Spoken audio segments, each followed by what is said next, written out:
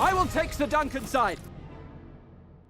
Knight of the Seven Kingdoms just finished its first season. Most franchises can barely make one spin-off work. Game of Thrones has two that people actually care about. And the reason isn't just dragons or battles or political intrigue, it's the world building. Westeros was built so well that 90 years before the main series that you can drop two completely new characters, a tall dumb knight Sir Dunk, there's no name for a knight. You don't look to be a knight. and a bald kid, Do you think I'll ever make a knight one day? Sure, why not? You're a likely lad. and within 6 episodes you are emotionally engaged with these characters. Hey, I am Shivang and this is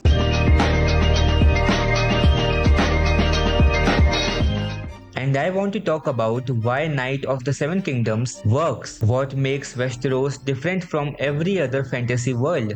Has courage deserted the noble houses of Westeros? I will not believe it is so. And why that helmet shot in episode 5 is some of the best filmmaking the franchise has ever done. George R.R. Martin didn't start with a hero, he started with a system. When he built Westeros, he wasn't thinking, what does Jon Snow need to do? You know nothing, Jon Snow. I do know some things. Or how does Daenerys win the throne? I was born to rule the Seven Kingdoms. And I will. He was thinking, what does this political map look like? How do the Seven Kingdoms actually function? What happens when an unstable king dies and nobody agrees on succession? What are the cultural differences between the North and Dawn? The world existed before any protagonist entered it. That's world-first storytelling, and it's why spin-offs keep working, because you are not dependent on one character's story. You can go back 90 years, follow a hedge knight nobody's heard of, and the world still feels alive. Knight of the Seven Kingdoms is set in 209 AC, about 90 years before Game of Thrones. The Targaryens still rule, dragons are remembered but gone. The political structure is intact but fragile. And into this world walks Sir Duncan the Tall, a 7-foot hedge knight Yes, hedge knight, you. with no formal training, no house, no money, just a dead mentor's fake stories and a stubborn sense of honor. He meets a bald kid at an inn who calls himself Egg and offers to be his squire. Dunk thinks he's an orphan from Fleabottom. Turns out Egg is actually Prince Aegon Targaryen, 4th son of Prince Maker Targaryen. You stupid boy! Hold your tongue or they'll hurt you. No, they won't. If they do, they'll answer to my father. Who will eventually become King Aegon V, one of the most beloved but tragic kings in Westeros history. The show doesn't rush to reveal this. It lets you fall for these two as people first, and that's possible because the world they are walking through feels real, whether you know who they are or not. What makes Dunk and Egg work is that they need each other for completely different reasons. Dunk is tall, humble, and kind of stupid. He is not educated, he can't read sigils properly, he doesn't understand politics, but he's got a moral compass that won't bend and is willing to throw hands when someone's being hurt. That's his entire skill set. Egg is smart, educated, noble-born, and knows exactly how Westeros work. He can read people, he understands power, but he's a kid and is 4th in line, which means nobody's preparing him to rule. He's watching his brothers become monsters, Aerion is cruel, Daeron is a drunk, and he doesn't want to end up like them. So Egg learns humility and honor from Dunk, and Dunk learns how the world actually works from Egg. It's symbiotic. They are opposites, but they make each other better, and the show lets that relationship build slowly. Episode 1 is them just talking, episode 2 is them traveling. By episode 3, you genuinely care whether they stay together. There's no forced drama, no manufactured conflict between them, just two people who didn't expect to become friends figuring out that they need each other. That's character work, and it only lands because the world around them feels dangerous enough that their bond matters. And nobody talks about this enough, the humor. Knight of the Seven Kingdoms has that dry, sharp Game of Thrones humor back. You ever been punched in the face before? I beg your pardon, Sir Lionel? Big men get punched more than little men, did you know that? No, but I believe it. Lionel Baratheon, who also known as the Laughing Storm, his swagger and charisma, he combines the jovial nature of a drinking companion with the terrifying intensity of a storm, earning the admiration of the small folk, and internet loves his dance. Egg correcting Dunk constantly. I'm Tanzel. The boys used to call me Tanzel Too Tall. You're not too tall. I mean, you're just right for... 4. Puppets. Yeah, puppets. The awkwardness of Dunk trying to act like a real knight when he has no idea what he's doing. It's funny and feels fresh. Now let's talk about episode 5, because this is where the show does something most battle sequences never attempt. Dunk gets accused of attacking Prince Aerion Targaryen, which he did, because Aerion was assaulting a girl. The punishment is death, but Dunk demands a trial by combat, and Aerion makes it a trial of 7. 7 knights on each side fighting to the death. Dunk has never fought in actual combat before. I ask you again, Sir Duncan the Tall, how good a knight are you, truly? The Andals believed that if 7 champions fought, the gods being thus honored would be more like to intervene. He is tall and strong, but he has little training from Arlen the Long. No experience, no idea how to survive this, and the show puts you inside his head, literally. They built a custom POV camera rig that fits inside Dunk's helmet. We can ultimately put it in positions that you can't put any other camera.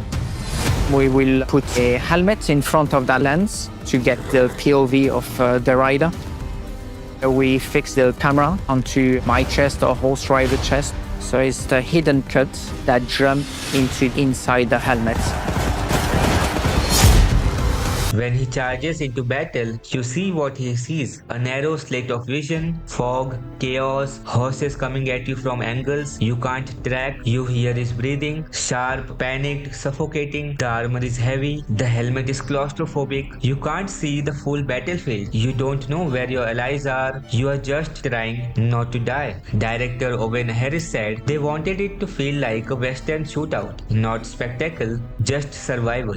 The tension just continues to build. I wanted it to have that feel like old westerns when the 2 gunslingers were going to finally do it, and then they choose pistols at dawn. And it works because you are not watching Dunk fight, you are experiencing what it feels like to be him. Terrified, overwhelmed, barely functional. The fight choreography reflects this. Aerion is trained, fast, skilled.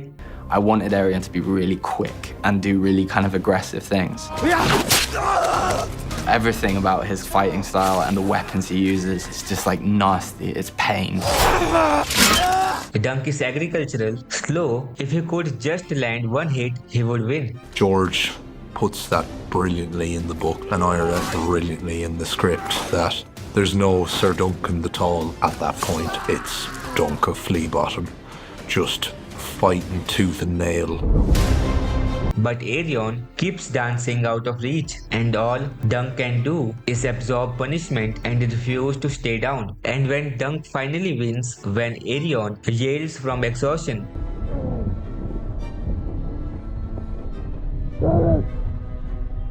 Silence!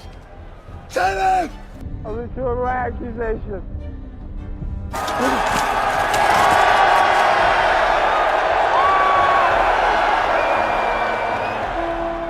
it doesn't feel triumphant. It feels like you survived something you shouldn't have. Then the cost comes. Prince Baelor Targaryen, the most honorable man in the kingdom, the one who stood up for Dunk when nobody else would. Your Grace, I am your man. I need good men, Sir Duncan. The realm. And the back of his skull is gone, crushed during the fight. He dies in Dunk's arm, and Dunk keeps saying he's sorry over and over because this is what his survival cost. That scene doesn't cut away, it holds on the wound. It makes you look at what violence actually does to a human, and that's the point. For Dunk to live, someone good had to die, and the show refuses to let you forget that. Night of the Seven Kingdoms is set in 209 AC, about 78 years after House of the Dragon ends, and roughly 89 years before Game of Thrones begins. It's It sits right in the middle of the timeline, and I have seen people saying it's better than House of the Dragon, and I think that's recency bias more than anything. Look, I love House of the Dragon. I binged both seasons and it completely worked for me. It's pure political drama at the highest stakes, the Targaryen civil war, the dance of the dragons, and the characters are incredibly fleshed out. Daemon Targaryen and Aemon Targaryen hold that show for me. Daemon's moral complexity. You are the Queen of Dragons. You have an absolute power within your grasp. Aemon's rage and tragedy. Where were you? These aren't simple characters. The dragon battles are massive and earned. The politics are brutal and layered. But Knight of the Seven Kingdoms feels different. And that's not because it's better, it's because it's focused. House of the Dragon is about the fate of a dynasty. Multiple perspectives, competing claims, civilizational level consequences that requires a different storytelling approach. Bigger cast, more moving pieces, longer build-up. Knight of the Seven Kingdoms is about two people. When you are only following Dunk and Egg, it's easier to feel every moment because there's nowhere else for the story to go, and the humor helps. Knight of the Seven Kingdoms has that dry Game of Thrones wit back. Lionel Baratheon laughing during fights, Egg constantly correcting Dunk, the awkwardness of Dunk pretending to be a proper knight. House of the Dragon is serious by design. It's about war, succession, and betrayal. It doesn't have room for that kind of levity, and it doesn't need it. When Dunk plants a coin on a tree before going on a journey, a tradition Sir Ellen taught him, something soldiers did to mark they intended to return. That moment hits because you know exactly what it means to him. You have spent 6 episodes inside his head. When Dunk and Drium vomit before charging because they are terrified, you feel it. When Belor dies and it's grotesque and unfair, you are destroyed because the show made you care about 3 people deeply. House of the Dragon makes you care about a system collapsing. Knight of the Seven Kingdoms makes you care about 2 guys trying to survive. Both work. They are just doing different things, and for that, it's worth. I watched the season 3 trailer for House of the Dragon and I am absolutely ready for it. Both shows can be great. They don't have to compete. Dunk and Egg aren't the center of Westeros. They are just 2 people trying to survive in a system that doesn't care about them. And that's exactly why the story lands. Westeros was built well enough that it doesn't need dragons or massive battles to feel epic. It just needs good characters and filmmakers willing to let the world do the work. When Baelor dies, it's not because the plot required a shocking death. It's because violence is random and unfair. And sometimes the best people pay for other people's choices. If you want more videos that go deeper than surface level reviews, subscribe and let me know if you have watched Knight of the Seven Kingdoms. Does the world building live up to the original for you? Drop it in the comments. This is Contrary Culture. Stay skeptical.